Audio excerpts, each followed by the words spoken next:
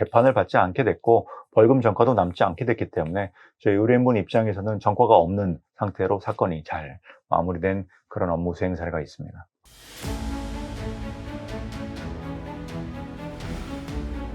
안녕하십니까. 형사 전문 변호사 노기성 변호사입니다. 오늘은 제가 경찰 조사에서부터 입회를 해서 주거침입과 강제추행 혐의 두 개가 있었는데, 강제추행 부분은 경찰 조사 과정에서 무혐의 불송치로 없애고 주거침입 혐의만 남은 부분에 대해서 고소인분과 합의를 하고 결국은 선도조건부 기소유예로 마무리된, 결국 기소유예 불기소 처분이 된 거죠. 그렇게 해서 전과가 남지 않게 된 그런 업무 수행 사례를 말씀드리려고 해요. 제 의뢰인분은 대학교 1학년 학생이었습니다. 대학교 1학년 학생이었는데 사실 여자친구를 사귀어 본 적도 없는, 굉장히 아직은 순진무구한 그런 청년이었는데, 대학교 MT를 갔다가 발생된 일이었어요. MT를 갔는데 거기서 이제 해변가에 있는 어떤 아리따운, 매우 아름다워 보이는 여성분을 발견한 거죠. 근데 그 여성분이 자고 있는 방 안으로 밤에 들어가서 문제가 생긴 사안입니다. 그러면은 당연히 모르는 사람 집에 창문으로 이렇게 들어와 버렸으니 주거침입이 되는 거죠. 과거에는 성폭법 위반해서 성폭력 처벌에 관한 특례법에서 주거침입 강제추행 혐의로 처벌했습니다. 이 경우는 법정형이 7년이었어요. 다만 이것이 헌법재판소에서 위헌 결정이 내려진 부분, 제가 예전 다른 영상에서도 말씀드렸습니다. 이거는 위헌성이 굉장히 높다. 왜냐하면 주거침입에서 들어간 이후에 강제추행만 할 수 있고 유사강간할 수 있고 강간을 한 사람이 있을 수 있고, 이렇게 행위 태양이 구별됨에도 일률적으로 7년이 나와버리면 합의를 해도 한 번 장량 감경에서 형량을 반으로 줄여도 3년 6개월 실형이 나왔습니다. 그래서 제가 예전에 유튜브 영상에서도 3년 6개월 나온 의뢰인분을 변호를 해서 주거침입 부분을 빼서 일부 무죄를 하면서 합의를 해도 3년 6개월이 나왔음에도 제가 더 감형시켜서 집행유예로 석방시킨 그런 업무 사례가 2번이나 있다고 말씀드린 부분이 있고요. 다만 헌법재판소에서 위헌 결정이 내려진 이후에는 지금은 강간, 유사강간이 아닌 경우, 강제추행의 경우는 분리해서 기소를 합니다. 강제추행과 주거침입 혐의로만 그냥 이렇게 경합범으로 2개 죄명으로 처벌하고 있는 것이죠. 근데 저희 의뢰인이 당연히 2개 죄명이죠. 주거침입 부분이 있고, 모르는 사람 집 안으로 들어갔으니까 창문으로 들어갔습니다. 문으로 들어간 것도 아니었습니다. 주거침입 혐의가 있고 강제추행 혐의가 있는 것이죠. 그런 상황에서 1차 조사를 받아서 이 2개 혐의를 모두 인정을 했습니다. 굉장히 불리한 내용이지만 변호사 없이 경찰 수사관한테 다 맞지라는 취지로 다 인정을 해버린 것이죠. 혐의를 다 인정한 것입니다. 그런데 제가 2차 조사를 앞두고 우리 대학생 1학년 남하고와 부모님이 저를 찾아오신 거죠. 근데 제가 내용을 잘 들어보니 주거침입은 다툴 수가 없죠. 다만 강제추행 혐의는 조금 이상하다는 느낌이 받았습니다. 무슨 말이냐면, 방 안에 들어갔는데 이 방 안에 들어가서 보통은 접촉한 행위를 하거든요. 손을 내민다든지, 결국 손으로 만질 수밖에 없겠죠.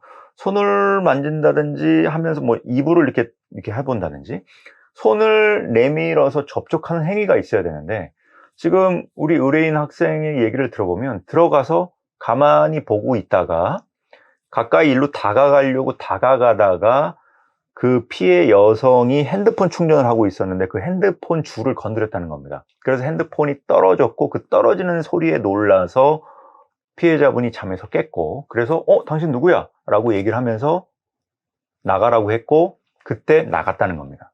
자, 예전에는 위헌 결정이 나오기 전에는 주거침입 강제추행 혐의를 구성을 할 때, 주거침입을 할 때 이미 성적 목적을 전제로 침입을 했으면 실행의 착수를 인정을 했습니다. 그러니까 실제로 여성 피해자에게 접촉을 하기 전에도 창문을 열고 들어올 때 이미 실행의 착수를 인정을 한 거죠. 그러니까 성범죄에서의 실행의 착수 시점은 굉장히 앞으로 당긴 거였습니다.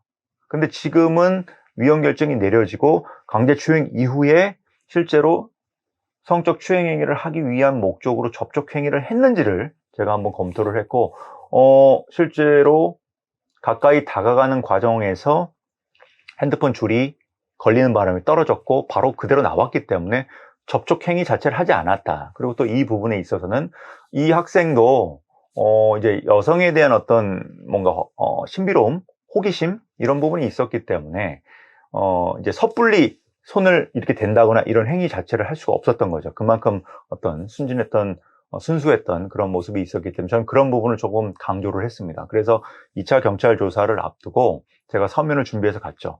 실행에 착수가 없지 않느냐.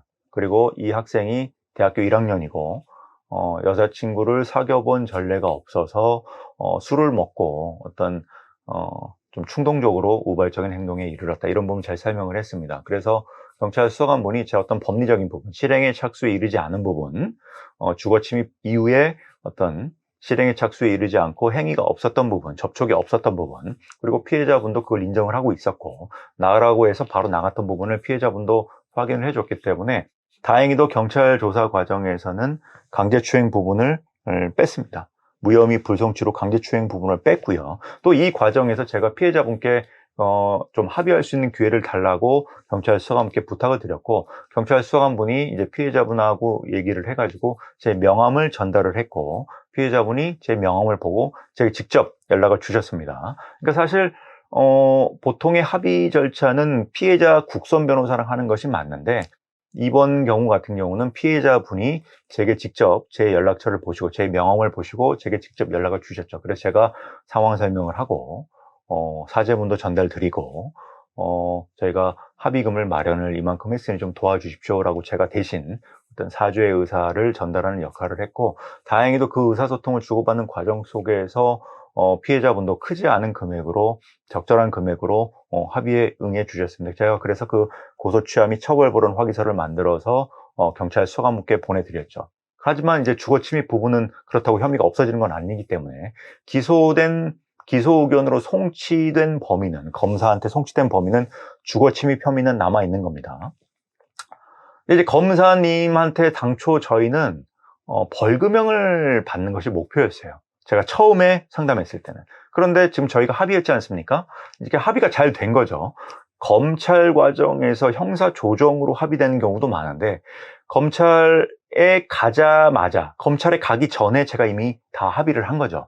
그래서 제가 검사님께 어떻게 부탁을 드렸냐면 기소유예를 좀 해주십시오. 전과가 없는 사람이고 성적인 어떤 이런 부분이 잘 몰랐던 어떤 대학교 1학년 학생이 이 MT를 가서 우발적으로 좀 잘못한 행동입니다 라고 해서 제가 사죄를 드렸고 그 부분을 변호인 의견서로 만들었고 또 합의가 된 부분 그리고 경찰에서는 강제추행 부분을 무혐의 불송치로 해서 이제 기소 의견으로 송치하지 않은 부분 이것까지 다 종합적으로 제가 서면을 만들어 제출했고요. 검사님께서도 제 서면을 보고 저희 의뢰인분한테 직접 전화를 해서 소환조사 없이 이제 전화로 확인을 하는 거죠. 어떤 과정이었는지 지금은 반성하고 있는지 이런 부분을 확인을 해서 결과론적으로 이제 선도조건부, 보호관찰소 선도조건부 기소유예 이렇게 기소유예 불기소 처분으로 사건을 잘 마무리해 주셨습니다. 이게 검사님께서 여러 가지 사건의 형평성, 여러 가지 다른 사건들을 많이 처리해 본 경험이 많으시기 때문에 한번 기회를 주신 것이죠. 기소유예는 이제 전과가 안 남는 거고 범죄가 인정이 되지만 한 번에 있어서 조금 혐의를 봐주는 그런 것입니다. 이제 재판을 받지 않게 됐고 벌금 전과도 남지 않게 됐기 때문에 저희 의뢰인분 입장에서는 전과가 없는 상태로 사건이 잘 마무리된 그런 업무 수행 사례가 있습니다.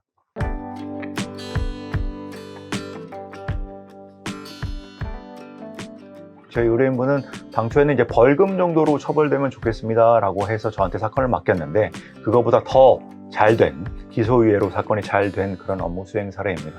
이제 방실 침입 부분은 저희가 다툴 수 없기 때문에 다만 이제 저희가 합의에 이른 부분이 있고요. 강제추행 부분은 저희가 무혐의로 불송치된 부분을 말씀드렸습니다. 도움이 필요하신 의뢰인분은 제게 연락을 주시면 제가 최선을 다해서 도움을 드릴 수 있도록 하겠습니다. 감사합니다.